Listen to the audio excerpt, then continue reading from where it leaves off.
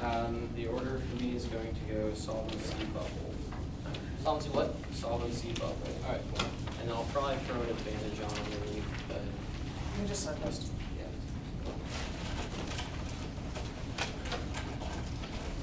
Everyone good? Yep.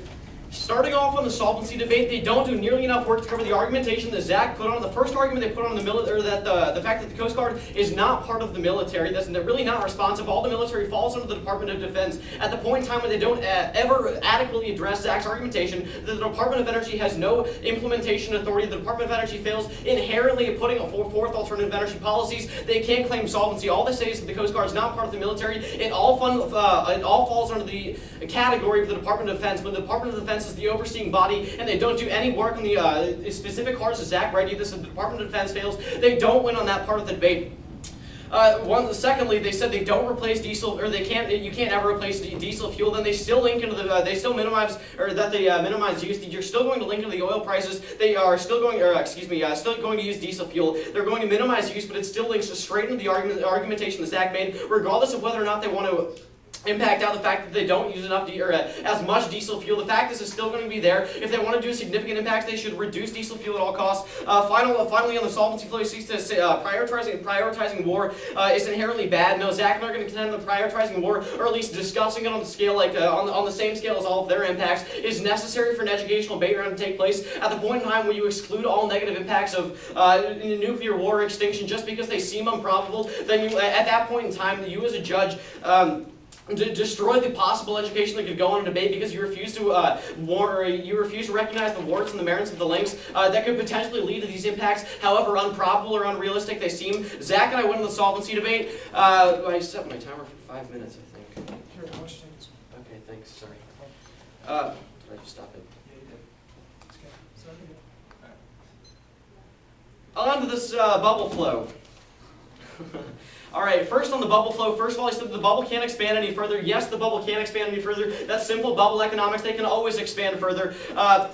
More on the uniqueness argument, the bubble's not expanding now, but further government incentivization by putting subsidies towards one form of alternative energy is what creates the bubble in the first place. Regardless of the fact that cooking oil is an extremely small sector, the Coast Guard still has to buy the cooking oil, which they are then going to sell to make a profit. That's simple bubble economics, and how the United States is going to work. The Coast Guard is going to have to dumpster dive or something. This was really muddled in cross-examination, how they're going to get adequate access to the cooking oil. The Coast Guard is going to have to buy it over the local Mexican restaurants, is what Zach addressed, and they're going to have to sell to make a profit. The bubble's still going to come anyway. Second argument they put on the stimulus was that the stimulus provided funding towards alternative energy. The stimulus was not near enough. And I got my cards out of order. The stimulus wasn't nearly enough. Obama might have put money towards some forms of alternative energy, but it doesn't make the bubble, or Obama's stimulus doesn't make a green bubble inevitable. It'll cause some green investment in the next few years, but there's no bubble unless there's further long-term incentivization, which is what the plan inherently does, year in 2009.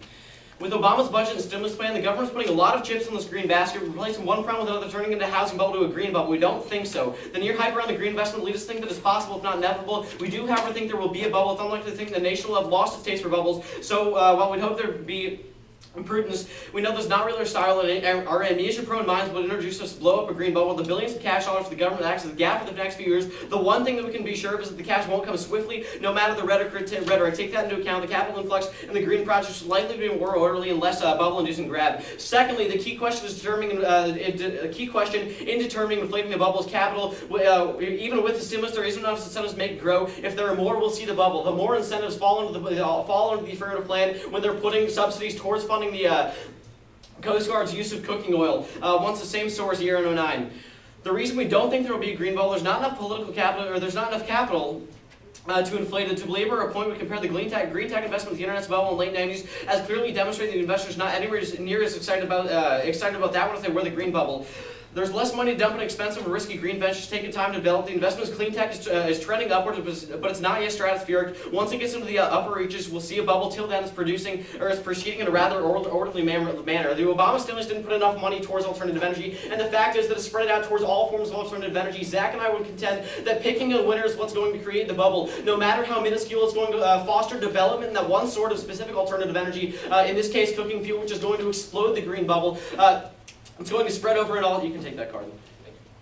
spread over in different sectors of the alternative energy market, which creates the bubble. The difference between the green bubble and the housing and dot-com bubbles is the green bubble takes into account all sectors of the United States, whereas the housing and dot-com bubbles are both commodities. Once you overinvest and get this $20 trillion of speculative wealth within the green bubble, that's when you create hyperinflation. That's what the affirmative case talks about, or the negative disad talks about. Overinvestment. That's my time. Overinvestment in one specific form of alternative energy is what recreates the bubble. $20 trillion in speculative wealth is going to cripple the United States economy. Moving on, picking a winners are terrible. There result in alternative energy bubbles and inefficient technology. King and Wade, an independent investment research questions industry supported by government subsidies, saying it's a tenuous way to build a market. The single largest risk of government changes. If a new government takes the subsidies off the table, the industry will crash. Lost my spot. As a result, he questions what businesses or consumers should invest in fledgling the industry. They need to take that into account. While they think that they can pick the winner, there's still a shakeout. It's a better way for an industry to mature than pick a winner. Secondly, picking winners result with alternative energy bubbles that overwhelm any positive effects that they were to produce in the long run. Gross in 07. The government talk is backed by action policy. The private sector is responding. Many of the same venture capitals who financed the internet companies in the 90s are now financing the promising alternative energy startups. There's a huge boom going on with alternative renewables and technologies. It won't be happening without incentives and subsidies. Subsidies falls under the affirmative plan. Booms turn into bubbles where venture capitals turn into hot areas. The government's encouraging alternative energy bubble subsidies. It's a clear-cut case of market distortion. The economic case against them simple. A reliance on foreign markets is the best way to satisfy any growing fuel requirements, and the government should just level out playing field for all options. We don't think at this point the government should pick winners and losers. The government picking winners and losers in the past has been catastrophic and will continue to do so in the future. By putting all your eggs in one basket with this cooking oil, you're going to recreate the bubbles of the 90s and 2000s with the dot-com and housing bubbles. However, this one's going to be much more severe with the current economic situation we're in. Finally, funding in one form of alternative energy hurts all the other forms of alternative energy. Stephen Castle in 2006. We need to extend the system to bring in other sectors. There's no justification for excluding these. We must avoid the proliferation of standalone schemes. We should not fall into the trap of attempting to pick the winners. We should therefore provide incentives for a technology-neutral fashion based on the environmental impact or benefits of renewable. Different renewables. Finally, making the Coast Guard dependent on cooking oil makes it a commodity and causes it to be sold and invested in. This also refers to what I was talking about at the top of the flow. The affirmative is never going to be able to solve this back.